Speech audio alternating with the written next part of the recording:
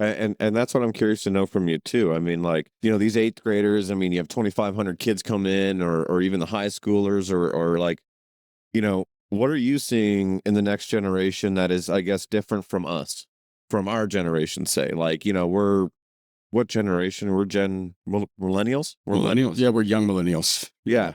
So then what's like Gen Y or X, whatever they're calling them? Like, what are you seeing different from them to us? Do you see a difference? Because like everyone's, oh, they're lazy, they don't want to work, they just want to be on their phones or this or that. Like, what's changed? What is changing? Are they all lazy? Are there good ones? Are there bad ones? I think it's the difference in gratification, right? And the timing of gratification is the core part. It's not that they're lazy. I think technology, social media, TV, whatever, over the last several generations, and you can see it in us, right? We're one of the first because the internet really rapidly changed this instant gratification thought process, right? It's become even worse because this next generation is so connected from a communication level, from an information level, that everything happens so fast. And so what I see differently now is that they want to experience more faster. And so I think you can probably sympathize with this. And a lot of people, our generation, is that we grew up really fast. We had this desire that, I mean, I knew when I was 22, I mean, I was trying to be a millionaire, right? That's what I wanted, right? And I wanted to be partner. I wanted to take over the world, right? And I worked my 20s away. And I've Amen to that. think about it all the time. That I mean, when I was in college, I was still working 60 hours a week. I mean, taking full load of classes, and I'm proud of that now. But it was this thought process that subconsciously I needed to grow up as fast as I could and progress through life. And if I wanted to get what I wanted, I needed to get there as soon as possible. Not it was going to get there. Well, that has become even more exaggerated now, and so we have to, as employers, have to think about it differently. That we have to give rewards often, and it's not participation trophies. It's we have to acknowledge it more.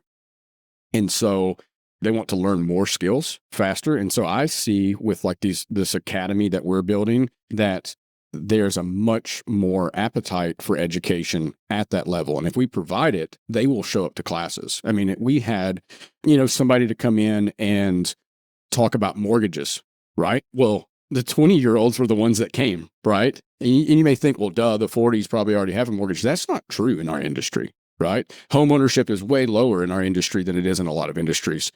But the young kids coming into our company, they want to learn the technology. They're hungry for, oh, we'll go to the machine control classes. Yeah, I want to go to the class to teach retaining walls so that I know how to do it. They're doing it so that they can advance through life faster. And many people look at that as a negative thing. And if we can figure out how to leverage that high level of desire, then you can accelerate them through life because they do want to learn. They want to grow. They want more. They want more responsibility. They want more authority. And you just have to leverage that. And I agree with that. And do you think that is because of social media and because they see so much success online and it's comparing to other people? Because for me, that's what it was. That's what it was for me. Like I was the same when as soon as I got out of high school, dude, I knew that it was like I want this. I want to be able to go on trips with my family when I'm older. Like I knew what my 30s were. Well, what when I'm 30, what I wanted. Like I want a Corvette. I want make sure my wife drives a Tahoe. Like I wanted all those things. So you're right. I worked through my 20s, but I did that also because in partial, I saw online all this success from these influencers because we came up in this era where all of a sudden there's influencers making millions of dollars and you had Logan Paul and like guys like that that was buying like Lambos and stuff. And you're like, man, I want all this too. Yeah. It was, so I think it's natural human progression.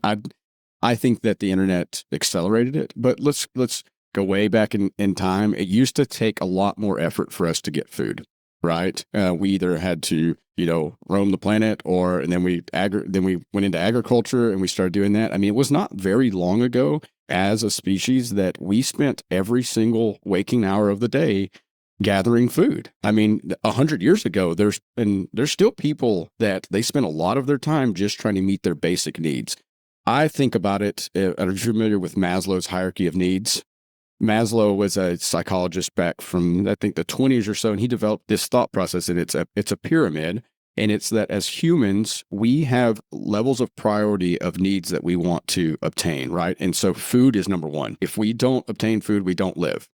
The next thing is safety and shelter. And I'm going to oversimplify this real quickly, but the next level is safety and shelter. We need food, and then we want to be safe. And then the next thing is community, love. Finding shelter and safety is more important than finding a spouse. If we don't have food, we don't have shelter, we're not, reproducing. And so then the top of it is self-actualization. And that is feeling good about ourselves and all of that piece, right? And so the thing is that everything has become cheaper as society, as our civilization kind of advances, right? It's easier to get food. It's easier to get shelter. And now what the internet has done has made it so cheap to find community. You can communicate with people. You can find what feels like love. And very quickly, that self-actualization can be found kind of in a pseudo way, right? Is that I posted this picture on the internet and everybody liked it. So I feel good about myself. Like I'm not Jake Paul, but I got 200 likes on my beach photo, right? And that's self-actualization. I mean, that's self-esteem and that's the top of Maslow's hierarchy of needs. And so what it is that we have a generation that it was so easy to get food, shelter, community, that they don't know the order of the priorities. And that's getting worse. And so we have to break it back down. And Macaulay and I talk about this all the time, that a lot of times what we are teaching primarily young men is that you have to focus on making your truck payment. All right. And then we've got to save up, and we've got to get enough for a down payment on a house. And then we've got to get a mortgage. And we're more parenting as employers a lot. The internet accelerated it, but it kind of took those hierarchy of needs and flipped it upside down. And it just made it so cheap that now we're having to fix the bottom again and show them how much work it takes to feed yourself. So